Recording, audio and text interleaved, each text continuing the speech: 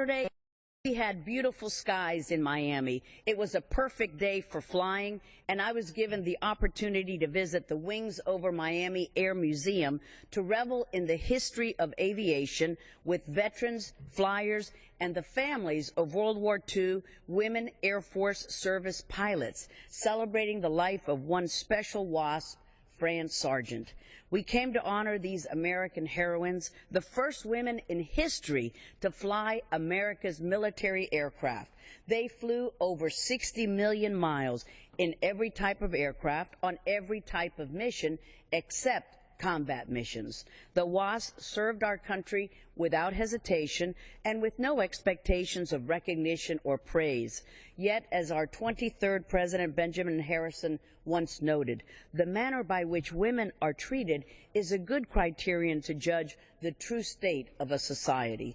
These courageous women had never received the full recognition they warranted for their wartime military service to America. It was my honor then, as the most senior Republican woman in the House of Representatives, to introduce the bipartisan legislation to honor and award the women air service pilots of World War II with the Congressional Gold Medal. The Congressional Gold Medal is the highest honor that this body, the United States Congress, can bestow. Co-introducing the bill with me was Congresswoman Susan Davis of California and Senators Kay Bailey Hutchison and Barbara Mikulski, Senator Hutchison of Texas and Senator Mikulski of Maryland. I was so honored to be part of this effort to finally grant these women the recognition they deserved. It was right there at the Wings Over Miami Air Museum in August of 2009 that I was able to present to our local WASP framed, signed copies of the legislation for the Women's Service to Air Force Service Pilots Congressional Gold Medal. And in March of 2010, the presentation ceremony of the Congressional Gold Medal was held in Emancipation Hall in our nation's capital with over 100 WASP in attendance. South Florida is very fortunate to herald several women Air Force Service pilots in our midst. Air Force Major Ruth Schaefer Fleischer is now retired. Bee Haydu is active and says hello to her fellow WASP. Shirley Chase Cruz was there with us on Saturday and shared her vivid memories, while Jeremy Snap and family represented his mother, whom we recently lost, Helen Wyatt Snap. But most importantly, Mr. Speaker, we gathered for a celebration of life and a memorial for Frances Rohr Sargent, who was well represented by her daughter, Donna, and Terry and Jim Timmons, and Fran's son, Kenny Sargent, with many great and great-grandchildren honoring their WASP. My thanks to Aviatrix Ursula Davidson and all the women pilots flying with the 99s for honoring these women of aviation, and to the Civil Air Patrol and the crew at Wings Over Miami for making the day possible. We know you loved Fran as your Director Emeritus and as a great teacher of flight. How special are they, these women pioneers of flight?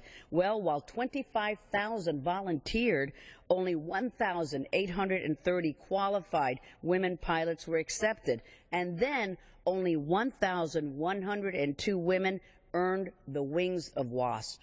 The WASP are all true pioneers, whose examples paved the way for the armed services to finally lift the ban on women attending military flight training in the 1970s. While flying their P-14s and AT-4s in training in Sweetwater, Texas, the WASP never sought to break the barriers for women, but through their service and their success, opportunities became available for women in all fields. Fran became a professor at my alma mater, Miami-Dade College, where she took charge of developing the aviation program. One of her students, 73-year-old Judy Portnoy, called Professor Sargent the most amazing person I know. Mr. Speaker, today women in military fly every type of aircraft from F-15s to the space shuttle.